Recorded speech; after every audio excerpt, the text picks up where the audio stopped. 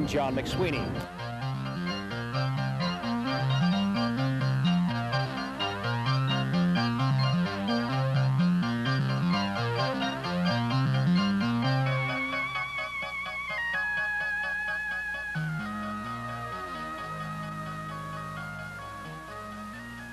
Mcsweeny's self-defense is a complete personal protection system which enables the average American citizen to defend himself or herself effectively, either with or without a weapon. The system also incorporates a revolutionary bodybuilding method known as tiger moves, which produce a strong, healthy body, reduce blood pressure, and fight the aging process.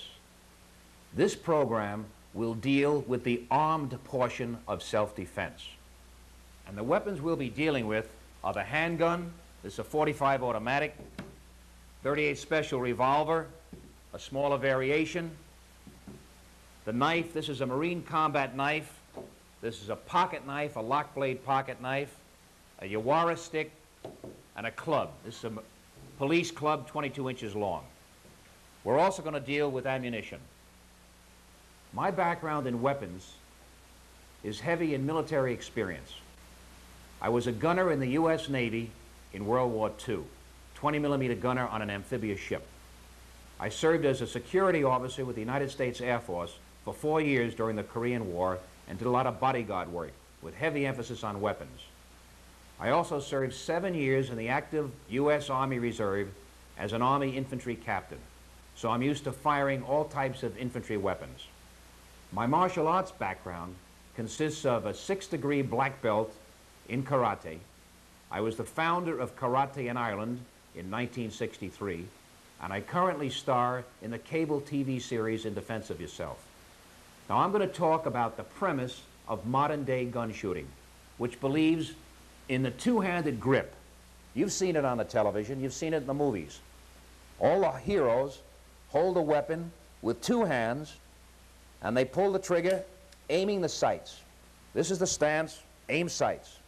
This premise is wrong.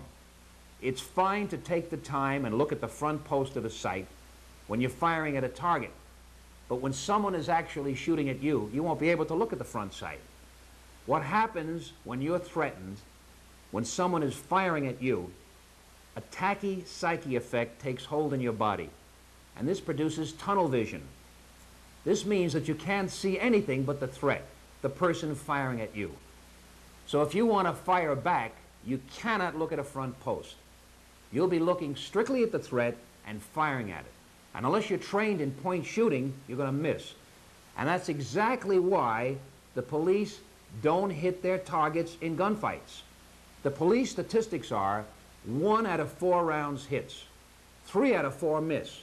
The bad guy hits 1 out of 10. So he's even worse in firing. Now, no college would be considered a great college if everybody had a 25% average. So something is wrong then with the present method of shooting. And the method of aim fire is what's wrong. They're translating sport shooting into combat shooting, and there's no correlation. The two-handed method of shooting began in California with Jack Weaver in 1957. And the Weaver stance and variations of it dominate sport shooting, and unfortunately now they dominate police shooting as well. The theory is that you have enough time to look at a front post, hold a weapon with both hands, and pull those rounds off. And you can do it in so many seconds, and you become the tournament champion. And everybody applauds you, and you go home thinking you're a great shot. The policeman does the same thing. He wins medals and trophies. He thinks he's a great shot. Has nothing to do with firing in combat in the street in a dark alley, because then he won't be able to aim that front post. He can't do that. He physically can't do it. All he'll do is look at that target and fire away, and unless he's trained, that muzzle will jump. Now, police statistics are that 50% of all gunfights take place within 5 feet. That's less than 2 yards. 90% of gunfights take place within 5 yards. And yet they train at 15 yards and 25 yards and aim fire. 75% of gunfights take place at night. How do you look at a sight in darkness? You'll be unable to see a sight. This system that we use is called point firing, where we hold the weapon in one hand and look at the target and pull that trigger. We never look at the weapon, never look at the sights. This is a system that's realistic. It goes with the flow. Now I'm going to train you in the point firing method of shooting, which will save your life if you're ever in a self-defense situation with someone shooting at you.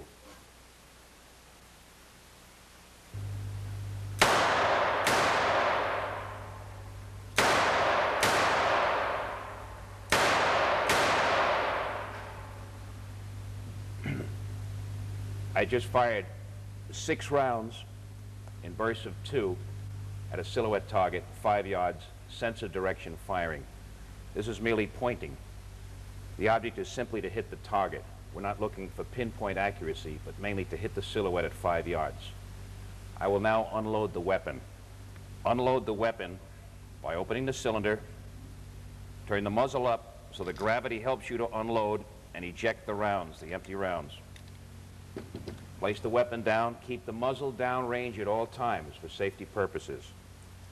In loading, take fresh ammunition. Take the weapon in the left hand if you're a right-handed shooter. Keep the muzzle downrange. Now point the muzzle down so that gravity helps you in feeding. And load your rounds.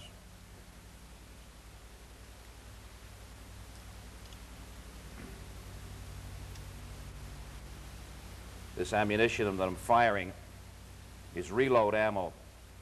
So the shell cases have been used before. It's not as smooth and fitting in the chambers. Put the weapon down, keep the muzzle downrange at all times. I will now fire at 2 targets, putting 1 round at a time in each target, in bursts of 2s. 1 round left, then 1 round right. This demonstrates the swinging from target to target when you have multiple assailants to the front.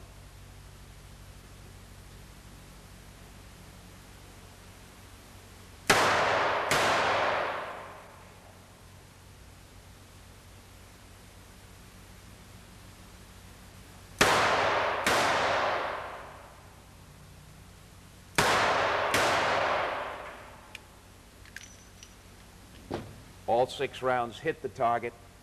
Again, we're not looking for pinpoint accuracy, but you notice these rounds are in the center of the silhouette. They would hit the human body. Again, in unloading the weapon, I kept the muzzle downrange, ejected the shells, used gravity to help me, and put it down.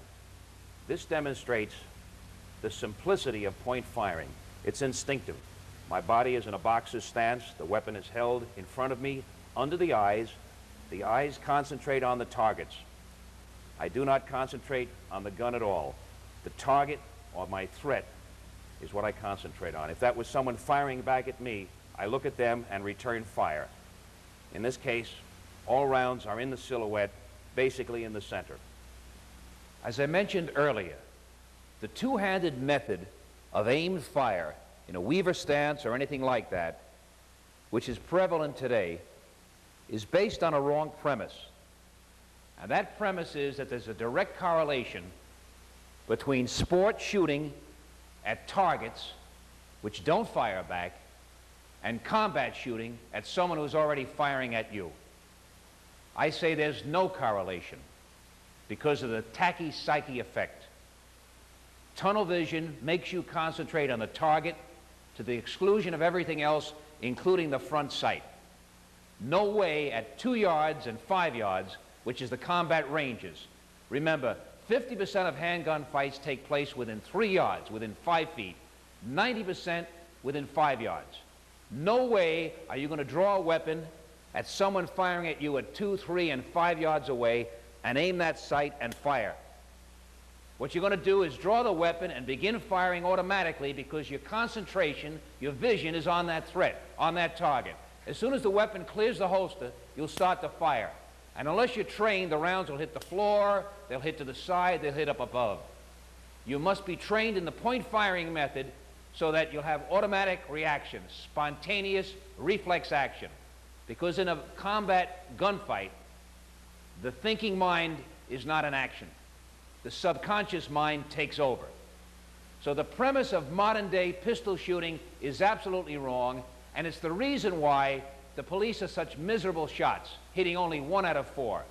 What we've got to do is convince people to go with the flow. And the point method is going with the flow, and that's what I'm going to demonstrate right now. In the point method, the first thing is the grip. Have a strong grip on the gun. Make sure that the thumb holds the weapon. Don't have the thumb loose. It holds the weapon. Don't have a death grip, because that locks up the motor nerves. It locks up the muscles. You be too tight, it's no good. But don't be too loose in your grip, or you lose the weapon. Have a good strong grip. Thumb holds the weapon.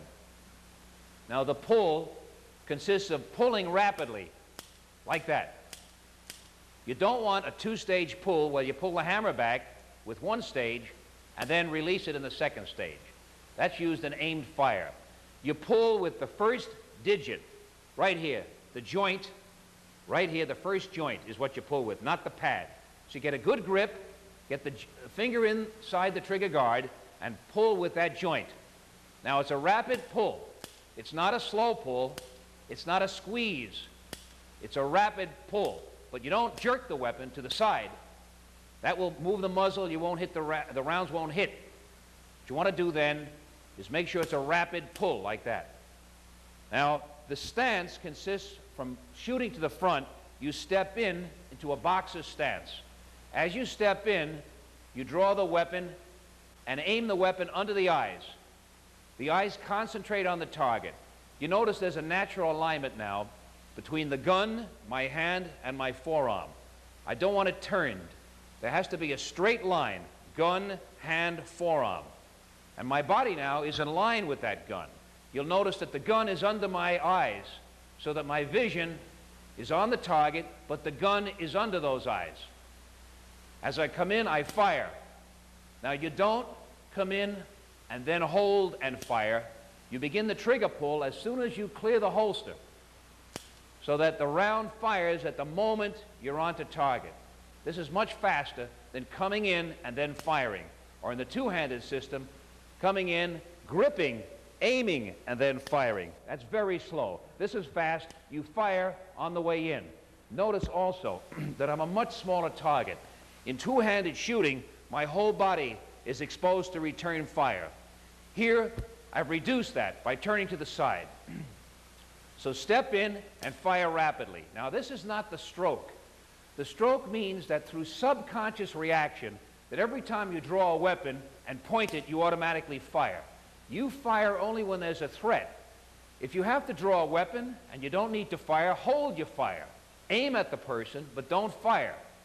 For instance, in a burglary attempt, you don't fire at someone unless you're certain that there's an imminent danger to your life. And you know that if someone is firing at you, or if someone is coming at you with a knife and they refuse to stop even though armed with a gun. If you tell them to stop and they keep coming, you may have to fire. So don't use the stroke system, which is you always fire as soon as you draw. What you do is draw rapidly, point, and if you then fire, because you're getting fire back at you, you fire on the way up. Now if you fire to one or more opponents in front, such as two opponents, you'd fire to one and then to the other. So this is called the swing. Now when we swing, we fire at the first target and we swing on to the second. Now during the swing we fire. So the round goes off when the muzzle is in line with the target. Don't swing and then fire, that's slow. Step in, fire, and fire. If we want to fire to the sides, we can swing 90 degrees to the left or 90 degrees to the right. You'll notice when we swing, it's rapid. We don't do a full arc. We pull the arm back, cut the arc, like this. It's one fluid move. From here to the right, instead of a wide arc, we pull the arm back, cut the arc, and fire. Again, one fluid move. If I want to fire to my right rear, I simply turn and fire. If I want to fire directly to the rear, I pivot and fire. In this, I don't make a wide arc. I pull the arm back, cut the arc, and fire. Now I can turn and fire all the way to here. From here, I can fire to the same point. So I can cover with this system 360-degree circle without moving my body, without moving my leg. all I do is pivot on the ball of the foot and pivot from the waist. In two-handed firing, I can fire to the front, I can fire to the sides, but it's a wide arc and awkward. I can fire to this side, but no way can I fire behind me. The only way I can fire behind me is to step and pivot in a wide arc. Very slow, very poor method of shooting. This method then allows you to step in and fire to another target, fire here, swing to the rear, and back here. You can cover a full 360 degrees with this method of firing. In the draw, it's important, when you practice the draw, never have the weapon loaded. There's no need to have a loaded weapon in draw practice. Drawing is simply a mechanical act to get the weapon out in front of you, to present it for firing. So draw with an unloaded weapon. When you draw for the real thing, you go through the same mechanical act, get out in front of you, and then the round will go off when needed. In drawing, reach back, unhook the button on the holster, draw, put your finger in the trigger guard on the way out. Don't wait and put it in, that's too slow. You must put the trigger finger in during the draw, come forward and fire. Now this again, firing to the front, multiple targets, 1 and 2. If there's one target, I train you, as I did in the live firing earlier, 2 rounds at a time, 1, 2. If there's just one target, always bursts of 2 when someone is firing at you. If there are 2 people, you fire to the left and center, again and back. So it's 1, 2, 2, 1. If there are 3 targets, you'd fire 1, 2, 3, and then back again, 1, 2, 3. Now, if there were 3 targets, you'd fire to the center if he was closest. Always fire at the closest target, the one who's the most threat or the one firing at you. But if all 3 are equal, start from the left, fire once, fire center, fire to the right. Now, fire at someone you missed. For instance, if this person is coming in, turn and fire. If this is coming in, fire. If this person is coming in, give another round here and then back it in. The principle is give each of the multiple targets at least 1 round, and then the second round to the closest threat. If it's 1 target, remember it's always 2 rounds, rapidly. This is the point method of firing. Train regularly with this, and this will save your life in an actual combat situation. In my system of point firing, mirror training is a key element. Hold the weapon at your side, step in and fire. Aim at the center, where my hand is. Step in and fire. Notice if the weapon is pointing high or pointing low, left or right, and adjust accordingly. If you come in always firing high when you're aiming at the center, bring it down. The mirror will show you where you're firing. If you're coming in low, bring it up. Get to the point with constant practice, 15 minutes of practice at a time, until you can point that weapon exactly where you want. In this case, at the center, right here. You point the weapon. So come in to the stance and point. Notice how the stance is natural alignment. My eyes are right above the weapon itself. From here, I step in and fire. Begin trigger pull on the way in. Don't step in and then fire. That's slow. Begin the trigger pull. As soon as the muzzle is forward of your own body, the trigger starts to pull, and the round fires at the moment you're on to target. Practice that, stepping straight in, firing to the center. After a while, fire high to the head. Notice that the muzzle should be pointing at the head. Then practice firing low, above the knee. See that the muzzle is pointing down. You'll get used then to alignment of the muzzle with your eyes. By concentrating on the target, the hand and the gun become an extension of the eyes. The key is to concentrate on that target. In Zen archery, they say that the target itself will draw your weapon, will draw the arrow from the weapon. So here it's almost like Zen shooting. The target itself draws the bullet if you concentrate your gaze on that target. If I concentrate on my own forehead, that muzzle will point there. If I concentrate here, the muzzle will point there. If I concentrate low, the muzzle will point there. Again, see if you're firing left or right or dead on. So from this training in the mirror, you begin to see where the muzzle points relative to where you look. To fire to the sides for multiple targets, a target here and here, you begin your swing. You fire to the front, then swing onto the target to the side and fire. Again, don't swing and then pull. Begin the pull during the swing so that when the swing stops, the round fires. So fire and then swing. If you're firing to one target in front, always 2 rounds. If it's multiple targets, this target 1 round, this target the second, and then another, and back to this. If it's 3 targets, firing left, center, and right, fire left, center, right, then back it in. Right, center, left. Remember now, this is point firing. 75% of all gunfights take place in dark. So you couldn't aim the sights anyway. And the tachypsyche effect means that you can't look at your front post if someone is at close range, 3 yards, 5 yards away, and actually firing at you. The only thing you can do is train yourself to react automatically. If someone is firing at you, you step in, that closes the range to the target. It also turns your body to the side, become a smaller target, and fire immediately. Fire 2 rounds. If there are 2 people, fire here, here, back again. Mirror training then should be practiced regularly, once a week, 15 minutes at a time. Then as you catch on to it and you do your range firing once a month, once every 2 months, 50 to 100 rounds at a time for the first year. After that, you can start to do mirror training maybe once a month for 15 minutes, live range firing twice a year. Again, mirror training consists of concentrating the gaze on the target, in this case the center, step in and fire. Check the angle of that muzzle, left or right, up or down, until it's always lined properly. You can see it in the mirror. That's the advantage of mirror training. Then practice from here, swinging to the right, firing, swinging to the left and firing.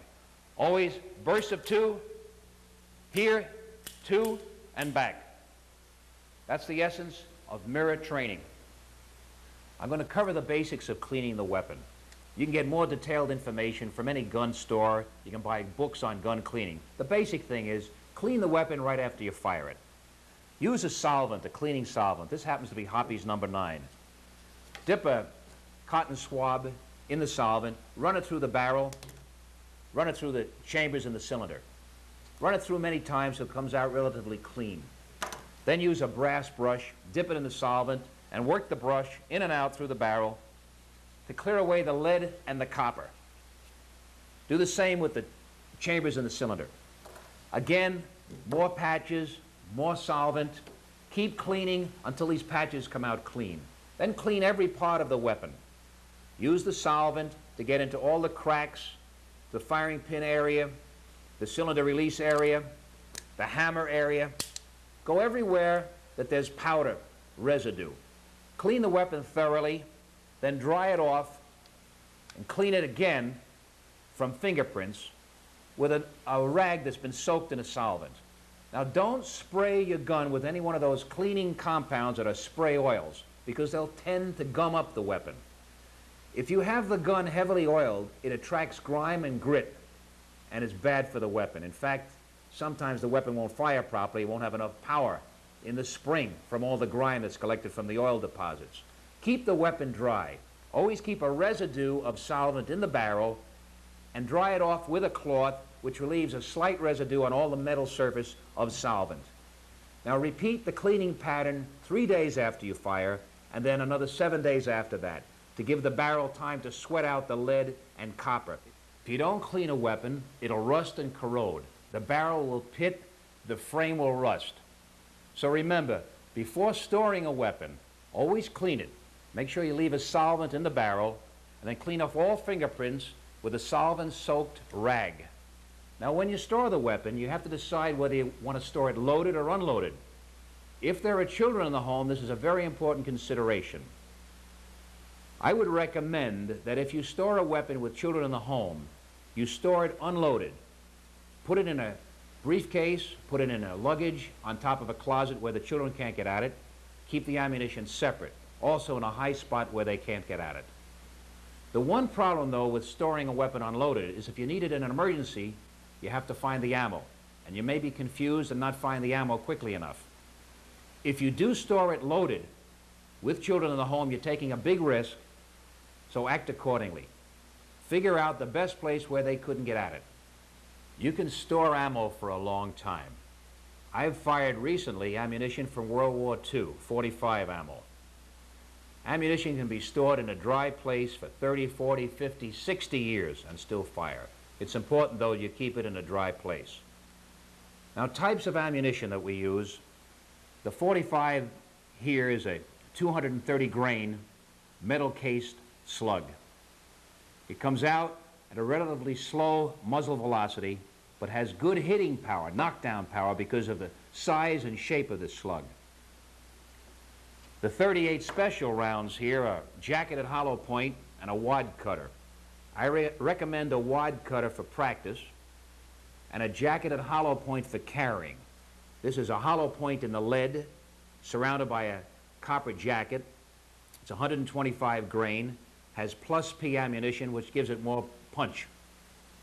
Now, you should also fire this occasionally so you get used to the recoil from it, since it has a bigger kick than the wad cutter. I don't like Magnum rounds. The problem with a Magnum round is, such as a 357 Magnum, a 41 Magnum, or a 44 Magnum, the muzzle flash, the muzzle blast, and the recoil. Those are the three problems. If you fire at night, and remember 75% of combat shooting is at night, you'll be blinded by the muzzle flash from a Magnum round. For 10 to 30 seconds, you won't see a thing. The muzzle blast will deafen your ears, and remember, in a combat situation, you won't be wearing ear protection. For 60 seconds, you won't hear anything, perhaps 2 minutes from the blast. And if you're inside a closed space, such as an automobile or a small room, you could deafen your ears permanently. Also, the recoil is excessive. It slows down recovery time for that second shot. So I don't like those Magnum rounds. You'll see all the movies with Dirty Harry and his 44 Magnum, the big cannon. He fires it, the gun kicks up 2 feet in the air, and he comes down, tracks his target, sights in carefully, and fires again. That's fine if no one's firing at Dirty Harry. But gunfights take place in 2 yards, 3 yards, 6 yards, 7 yards maximum.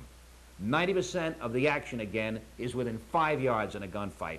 And no Dirty Harry at 3 yards range with someone shooting at him is going to take his big old 44 Magnum, 2 hands on it, look at that front post, and fire away.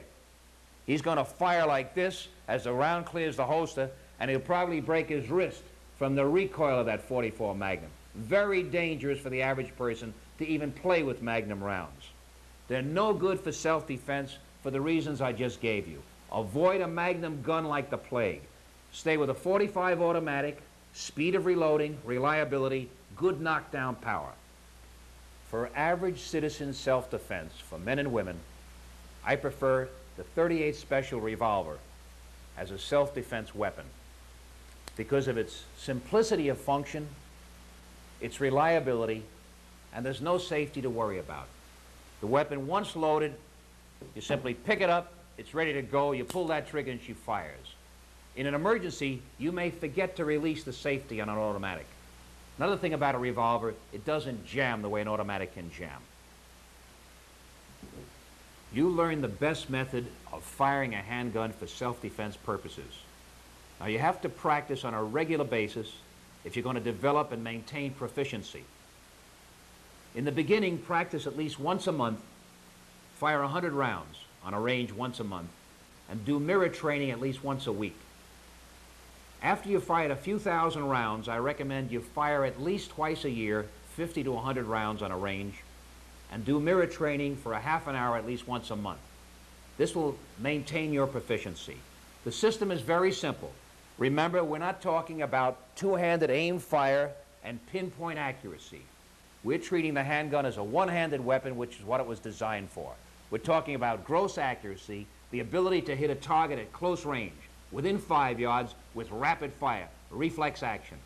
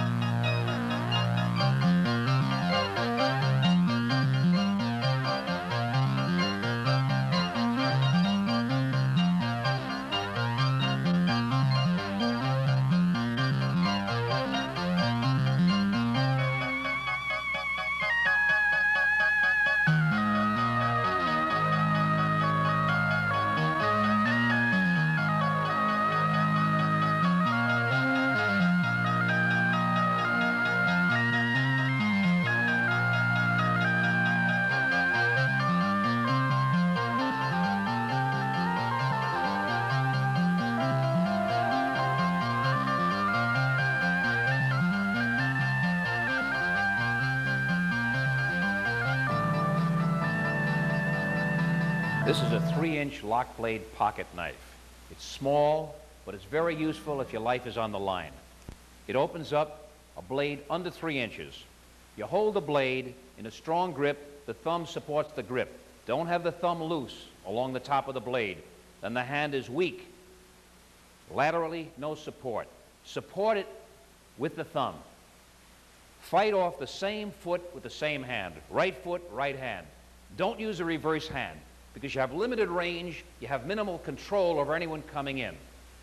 Fighting off the right foot, right hand, I can now do circle cuts. So if anyone comes in at me, I can cut his hand or wrist with these circles. I can also protect my face and throat with my other hand. So these circles are effective. From the circles, I can go from a circle to a thrust. Circling and then thrusting in. Now the thrust, use the palm up, you have a tighter grip, more control. Don't have the palm this way with the blade pointing down. You have weak control. It's an unnatural move. Always thrust with the palm up, in and out. You circle, then thrust. You can also cut, slashing, like this. When you cut, turn the wrist. When you reverse the cut, turn the wrist the other way. The object is to cut with maximum cutting surface. So turn the wrist and cut, come back and turn the wrist. You can also cut in a wide cut if someone rushes you, come back and cut and reverse cut. Your target would be the neck and the face. Don't go for the body with a small knife like this. In the thrust, target is the throat, eye socket. Remember, we're talking about fighting to protect our lives. A woman to protect herself against rape. That's what a knife is all about. To fight only when you have to protect your own life. So in this cut, we come back, cut, cut again. Now I'll demonstrate these same cuts with a Marine combat knife, as is larger, and gives you a better picture for demonstration purposes. Same grip, good strong grip. The thumb supports the grip. Don't have the thumb on top of the blade. When you thrust, thrust with the palm up for control, not with the blade pointing down. It's an awkward move, you lose control. This is much stronger grip, much stronger thrust. Now you can thrust to the body. In the small knife, I said cut only the face, neck, open skin. You're going for arteries in the face, arteries in the neck. The object is to make somebody bleed so they run from you. They don't fight you. Remember, most people that fight with a knife go against unarmed people, so they're cowards to begin with. If you have a knife and fight back, your very will to fight will probably make them run away. And if you have some skill at all, you'll be able to cut them. You cut them once, they'll take off. Most knife fighters want to come upon a victim who's unarmed. So this system I'm going to teach you is very simple. Practice with it, you can get it down in no time. All you do is have a good grip, come in, fight the same hand, same foot. Fight from the front. If I fought this way, the way some people teach you, you don't have the same range forward, I can't shuffle in properly, and I can't protect myself at this side. Anyone can cut me from here. This way I can do a full circle of defense to protect myself to the front, to the side, to this side. From the circle, I can come in and thrust. So I'm cutting his hand or wrist, then I thrust to the body, to the face, to the throat. Circle and thrust. I can slash. Again, when I slash, turn that blade for maximum cutting surface. Then come back and reverse and cut that blade. You're cutting to the face, the neck. You can do circles and then cuts. Wide cuts, if someone rushes me, I can step back and cut, then reverse cut. Going again to the neck face area. I come in slow motion, I cut, turn that blade for maximum cutting, come back to here, reverse, turn the blade, turn my wrist for maximum cutting. So in speed it's... The knife is a very good weapon in self-defense. Women have them in their kitchens. If they're prepared to use them, they can defend their household with a kitchen knife. The movements are simple. Straight thrust, in and out. Fight off the same foot, same hand. Circle movements to cut the hands, also to block. And slashes against the face, the neck, thrust to the body, cut, open skin. Work regularly, practice with the knife. All you need to do is practice maybe 10 minutes once a week, and you'll be able to be proficient in knife fighting.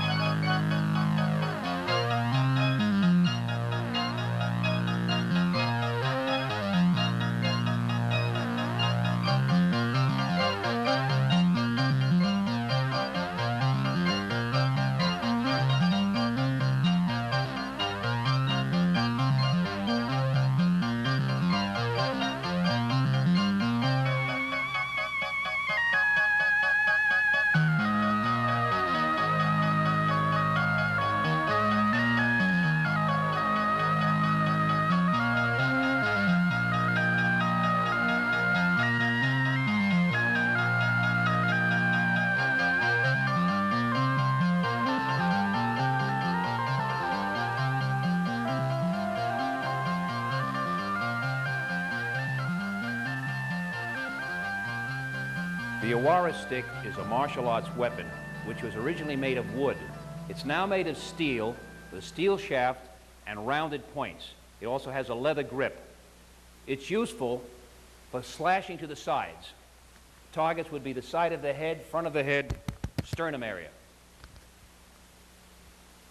When you grip it, you have a tight grip on it. Not a death grip, but not a loose grip. Good tight grip. When you strike, you're hitting with this point into here. It's this heavy metal weight that does the damage, plus the fact that it's pointed. It's not pointed like a knife for penetration, it's a blunt point, but it stuns and it gives maximum impact when it hits a target, especially a target of bone. So the targets would be the bone of the chest and the head. You swing to the side, hitting with this point, then backing with this point. You can thrust to the front. Again, the palm is up when you thrust for better control. You're hitting with this point to somebody's head, any area of the face, forehead. You can circle. The circle shots would be to the head, clavicle, sternum area. Here, here, the head. So you circle, wide circles, small circles. From a circle shot, you can do a straight thrust to the head. From here, you can do a sideward slash to the body. If someone were here, hitting his body, the sternum area, the head. Backing into someone here, so you can swing from side to side. You can circle down, coming down here on the clavicle, coming down on the head, thrusting into the face, thrusting to the body, side slash, straight thrust, circles. You can also do an up circle. The up circle is to the chin, to the ribs, bladder, groin area. Coming in with the point, coming up.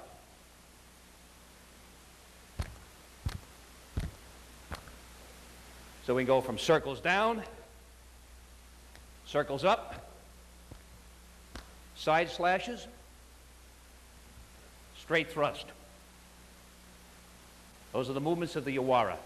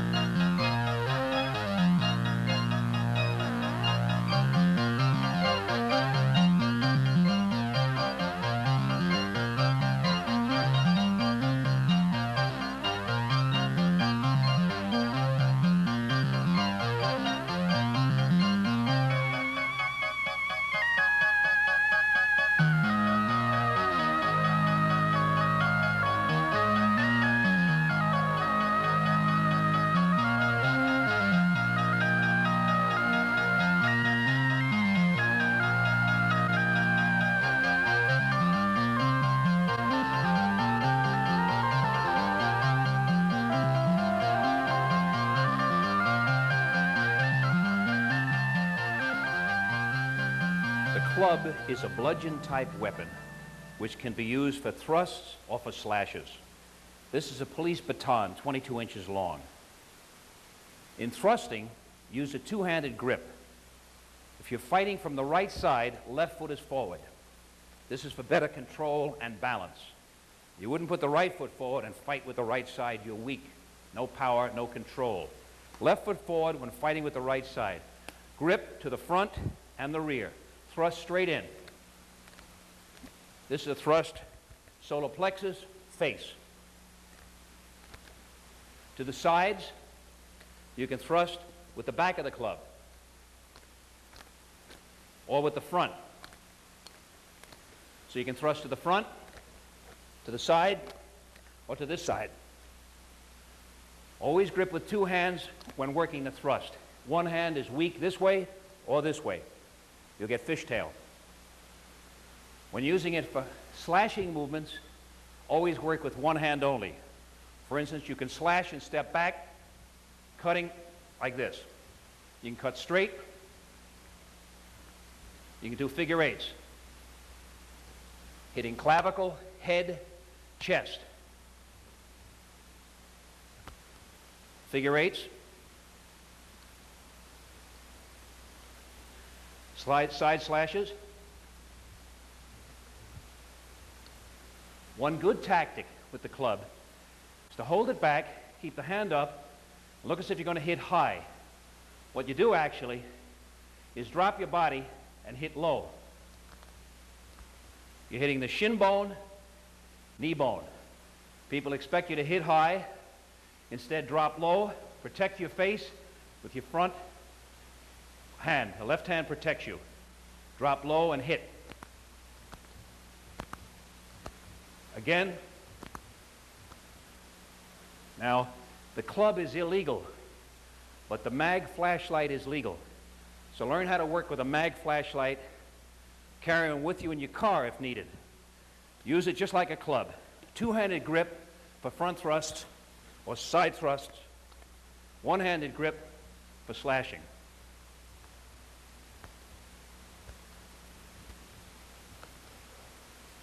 Those are the movements of the club.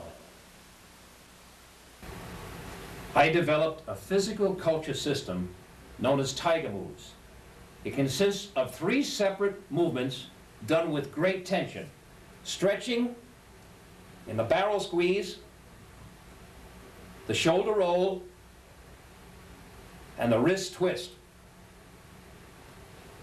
All these movements are done with great tension. When I studied Kung Fu, I learned exercise methods with tension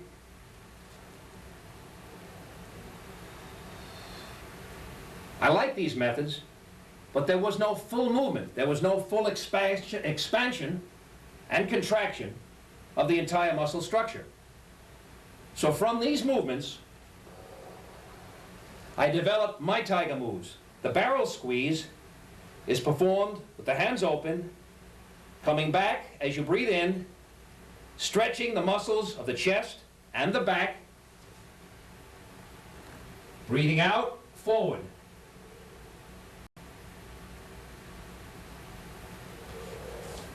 Notice the tension, great tension. I'm locked to the ground. Exhale as I come forward, the hands almost touch. Do it with me. Breathe in as the arms come back with tension. Flex the back muscles, come forward with great tension. The legs are locked to the ground. Notice there's a full expansion and contraction of the opposing muscle structure.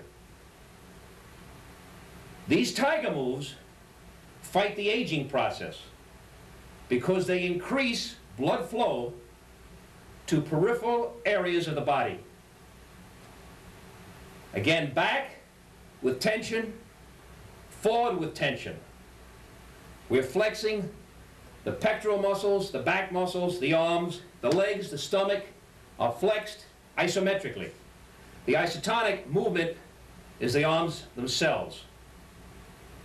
So do it with me. Inhale on the way back. Exhale forward. Use great tension. Stretch with tension. I'll show you the second movement called the shoulder roll. It consists of coming back, rolling the shoulders forward, hands and fists till the arms cross. I'm working the deltoid muscles of the upper arm. These are the shoulder muscles.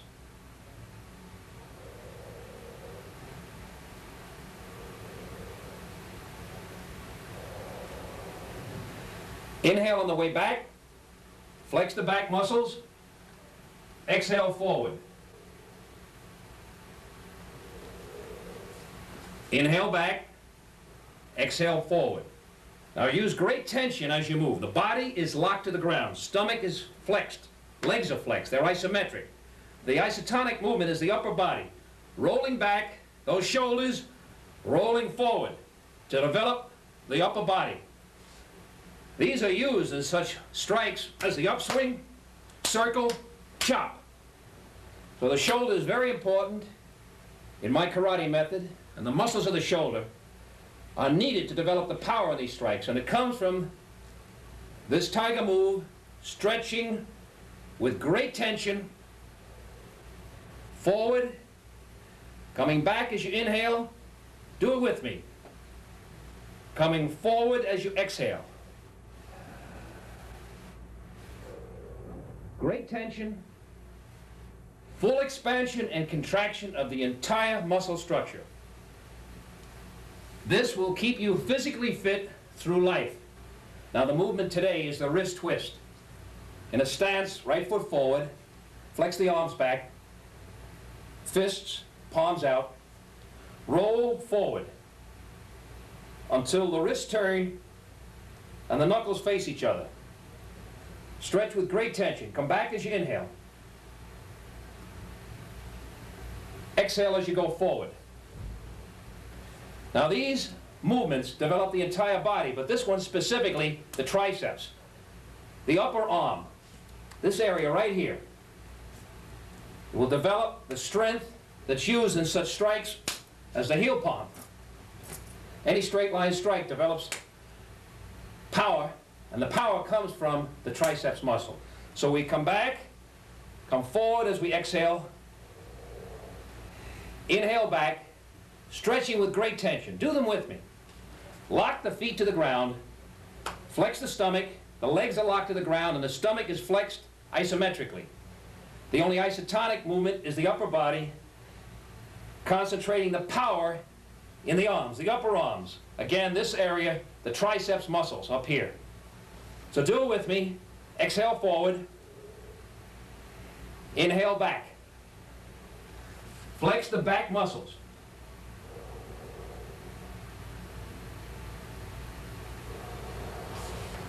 And again, concentrate on the triceps area, right here. Work that triceps.